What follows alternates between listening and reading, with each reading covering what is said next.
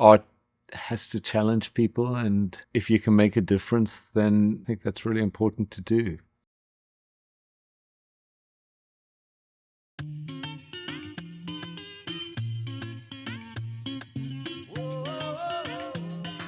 You know, I'd always see these beaded animals, beaded objects being sold by the side of the road, and it was really like looked down on. People would say, oh, you know, beads, it's shitty, it's curios, it's made for tourists, it's rubbish. I always really felt like they were given short shrift because the amount of skill and talent to like do this work is just phenomenal, and the amount of patience that goes into it. The idea was to like elevate beadwork. We're gonna make stuff out of beads that's gonna like take people's breath away. There is no Africa without beads. It connects. If you go deep with Africa, you find that it's the one thing. So that's why you see beads are all over. We've been doing these things before at home. We've been doing this when we were very young, like those small motor cars, you know. So when I saw the guys doing the same thing, just doing the frames of the animals and different frames of the art, then I said to myself, I think I can venture into it very easily. To me, it was like an avenue whereby I had to survive through. I decided, if they can do it, why can't I do it? And then I joined in. The nice thing about beads is no longer African. It's something for everyone. It makes people to belong. You know, as a kid, I had like African beaded animals and sculptures and things in my bedroom. I grew up with a Ndebele nanny, a lady who brought me up, who was like a mother to me. She would go home for her holidays, you know, a month every year, and I would miss her terribly. And when she came back, she would always bring beadwork. So yeah, I mean, it is personal in a way. To understand Ralph's work, I believe you really have to understand who he is and where he comes from. He grew up in South Africa during Apartheid. It is one of the most important aspects to all of the work that he creates. The MiG project is number 3 in a trilogy of weapons of mass production.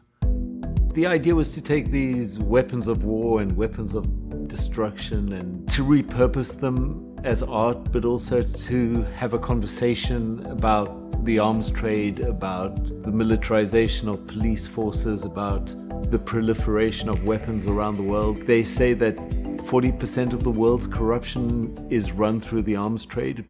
We started with the AK-47. It's the most mass-produced weapon of all time. The idea was to start manufacturing these non-lethal AK-47s that look really beautiful and exporting them to the rest of the world, while at the same time creating employment and jobs in South Africa. The second in the series was the Casper. We wanted to tell the story of how this vehicle that came out of Southern Africa winds up on the streets of America doing exactly what it did in South Africa. Seeing this Casper covered in beads, people were curious and they came out and they touched it and they felt it, and there's this belief in African culture that when you can touch something, you can take its power away. So that was a conversation starter. After that, I was sort of inspired to do something bigger.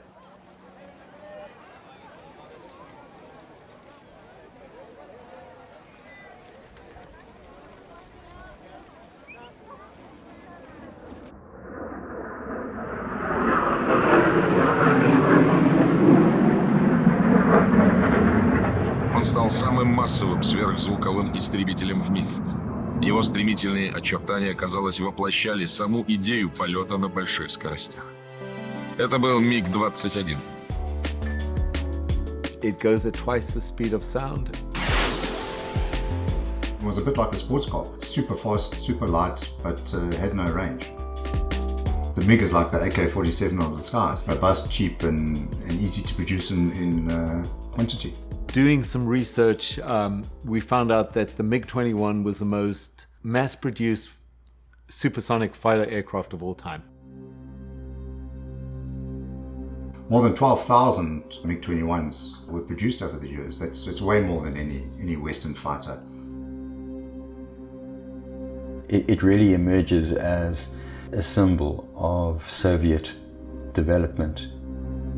It was really the height of technology during the Cold War era. The MiG attacks weren't always particularly accurate, but just that psychological effect, it's pretty awe-inspiring. I mean, nobody likes being bombed, and nobody likes a supersonic fighter and afterburner flying right overhead you. It's a terrifying experience. Certainly the people and ex-conscripts I've spoken to were absolutely terrified when they were subjected to aerial attack.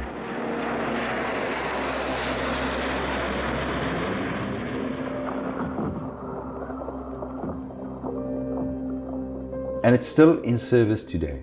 It's used by Chinese military, it's used by the Indians, the Middle East, to great effect by the Syrians, the Egyptians. It's used in North Africa. The Cubans employ it. The MiG-21 was the quintessential African MiG. I mean, if you go from North Africa, you go down to Sub-Saharan Africa, just so many countries had the MiG-21, more than any other fighter type. South Africa got embroiled in the Angolan Civil War.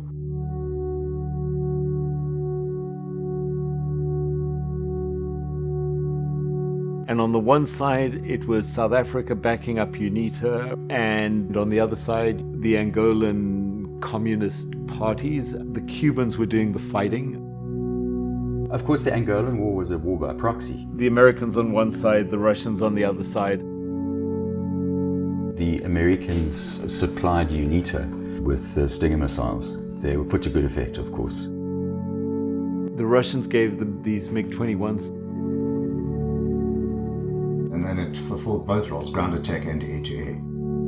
In the hands of a competent pilot, it could mix it up equally well with the F-1 Mirage.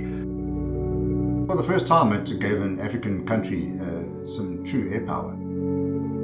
One can argue that the South African border war is really one of the first and pivotal steps towards a free and democratic South Africa.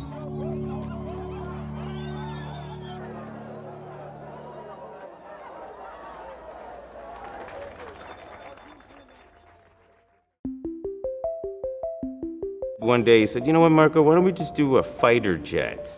And I said, that's the most amazing idea ever. Let's find a fighter jet. And we were trying to find an aircraft in South Africa. We couldn't. It turned out that the entire South African Air Force had actually been sold and was no longer in South Africa. I called up my buddies over at Draken Aerospace down in Lakeland, Florida, and they happened to have several MiG-21s.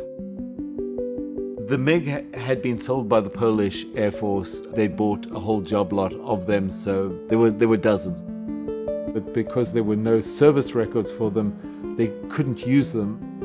I was able to get them to donate one of them. They said, is it for a good cause? I said, yes, it's providing jobs and work in Africa, and we're putting kids through school with the proceeds. And they said, yeah, you can come and take one. It was just the one that looked less beat up.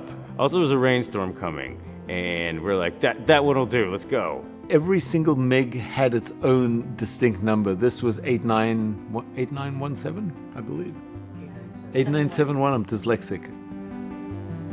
If you go on Google or whatever and you put on MiG-21 number 8971, it suddenly starts populating with photographs and articles about this plane, and there's pictures of it when it was in service in Poland, there's pictures of it flying, there's pictures of it landing, there's pictures of it in this bunker which was built into the side of a hillside with all the ordnance laid out around it. People did art. We found paintings of MiG-8971. We found models with the number on it. And James Thornton and Marco Gruhl with DT Care, they managed to track down the original pilot in Poland.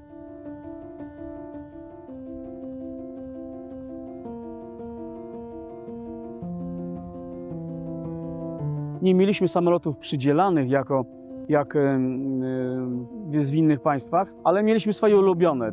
Ten na przykład samolot doskonale kręcił pilotaż, nie miał żadnych takich dziwnych zachowań. Latając tutaj chociażby w Gdyni, można było zobaczyć piękny hel, piękne wybrzeże, a to najpiękniejszy widok, nazwę to z biura, jaki można posiadać. Posiadał podkadłubowy zasobnik do wykonywania zdjęć z różnych wariantach, zdjęć perspektywicznych, panoramicznych i do prowadzenia rozpoznania radioelektronicznego. Właśnie takie zadania również wykonywałem na tym samolocie.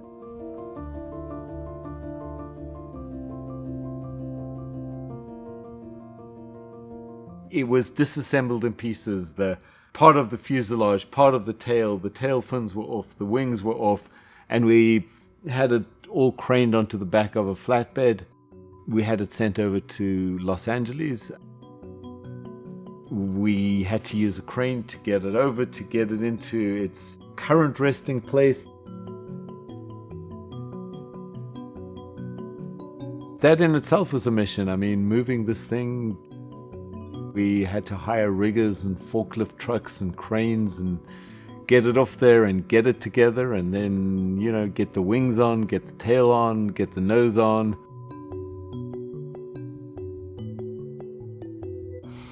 My part in the whole operation, other than getting the MiG, was, as we agreed at the Jamba Juice in Lakeland, Florida, was that he goes ahead and does the beading on the MiG, and I'll put the kids of the gentlemen who do the beading through school. 18 kids, now 21, 22 kids I believe that we have, that we've brought several along the way. We were able to redo their entire schooling and start microfinancing businesses, and it's really exciting. The idea is we could sell it, we could donate the proceeds to humanitarian causes. We want to put part of the money into education in Africa and in the US. We've partnered with DT Care, which is a non-profit. They've been a partner of ours all the way through this process. They helped us procure the MiG. I know they feel as passionately about this as I do. The MiG project is to take most mass-produced supersonic fighter aircraft and to turn it from a machine of war into something that looks beautiful, that changes the meaning of it, and that ultimately winds up saving lives instead of taking them.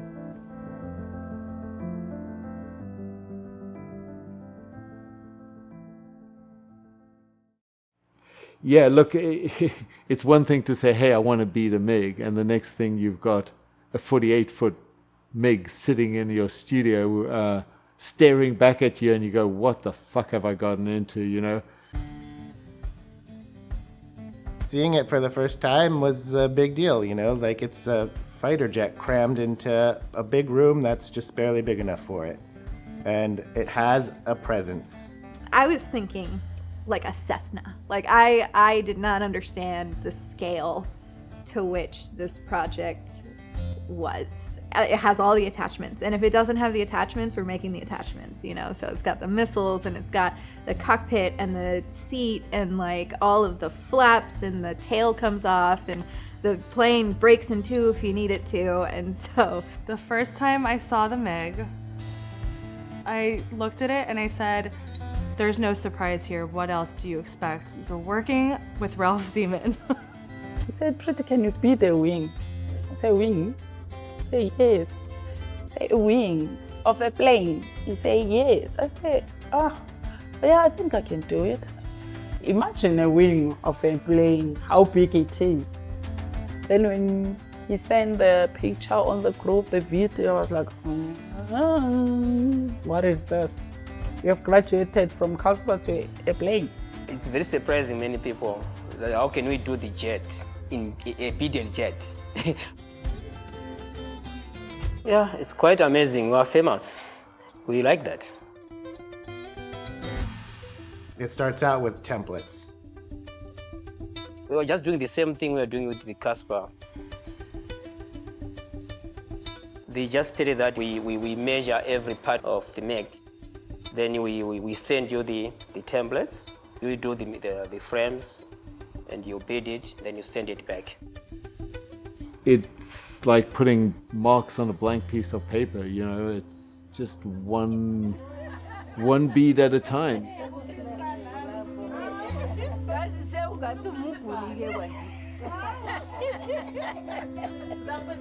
There's nothing that is impossible. when you put your mind on it.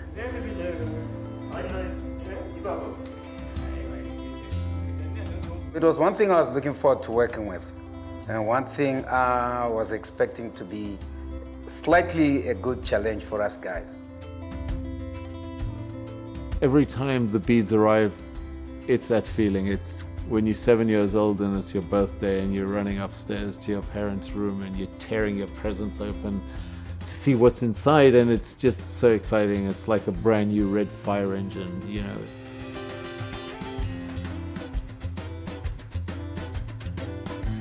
It's really amazing to see things that maybe we've cast parts for, or templates that I've seen made, or, you know, anything really gets sent to the other side of the world and then come back and they're just so fantastic.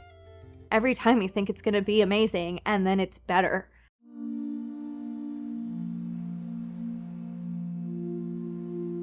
I used to tell myself I want to be a doctor. I want to heal people, but I found out that even right now I'm doing the same thing. Although it's not medical, but I'm healing people, making people happy. One's happiness is my happiness.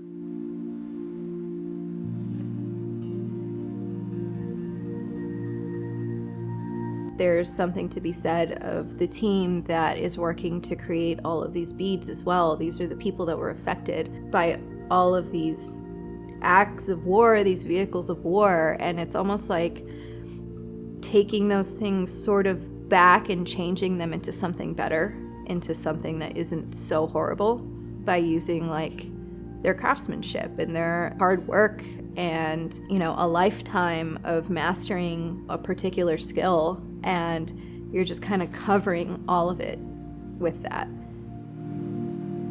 Every single day I'm amazed that I get to be in a room with it. It's really powerful, and it's not something you see every day. You kind of get to a point in your life and you look at the world and you want to do something. I would like to make some difference. When Ralph sent us, when they have glued everything, they've put it in place, I would say, is this us? Is this our work? Because it doesn't look like beads. It looks like somebody painted it.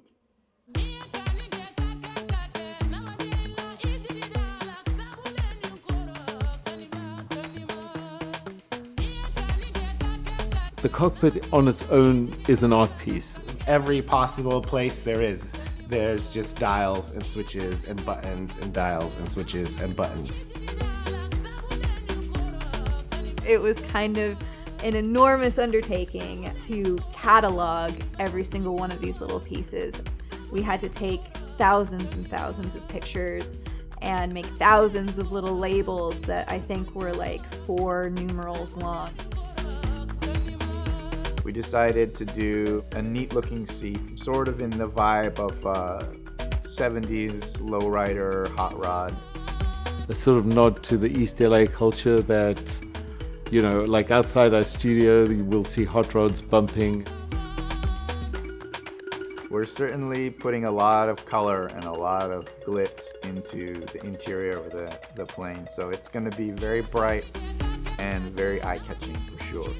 Ralph has spent weeks really adding this final, like, very intricate touches to them, because now they're like as intricate as the outside of the plane. It's just like a bunch of tiny little details that make such a difference. You know, after people have already had their minds blown by walking around a jet fighter covered with beads, they can climb up a ladder and get in a cockpit, and then like now they're just like, fuck these guys, you know, like, this is crazy. We don't forget about the fact that he has a full series of photographs that goes with each project that he does. With the Casper, he had some interesting costumes made, and they got together and told a story with it. And we wanted to do something similar with the MiG. Originally, we were talking about doing a flight suit, a high-pressure suit, which was not only going to be a difficult task, but hard to add a bunch of African style accessories too, we decided it would be cool to do some other looks, like an officer, a military officer, or a flight deck crew, ground crew, and that gives us a lot more flexibility in the looks. It's more broadly African. Some of it came from West African costumes, some of it came from Central African, East African, the way people paint faces and the ways, you know, like some of the earrings, they're made out of warthog tusks. These are obviously not real warthog tusks. We've brought in beadwork from Southern Africa, some of the colors and fabrics from West Africa. Combining that with this sort of repurposed military look. It's actually been a lot better to broaden the horizon of all the different looks we can do. And it's made things go by a lot faster. But along with that, we still have had the freedom to really experiment and to really take it further and make things way more intricate than maybe we initially thought that we would. On this one, Ralph and his team, they went, what do you call it? To the next level. To the next level, not even the next level, to the next level. Yeah, I'm looking forward to Ralph bringing in bigger projects.